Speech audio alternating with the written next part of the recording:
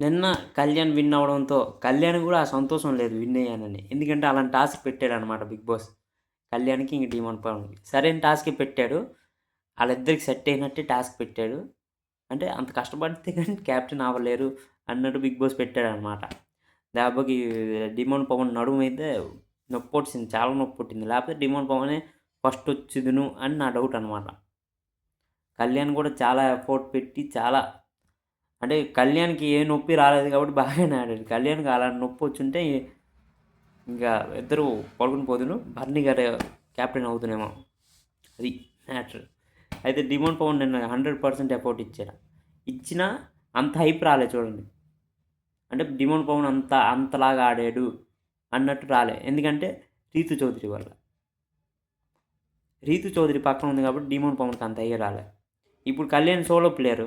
ఎందుకు ఊరికనే కళ్యాణ్ ఇది డిమోన్ పవన్ కళ్యాణ్ పేక్ పడితే ఎంత ఇది ఇచ్చారు.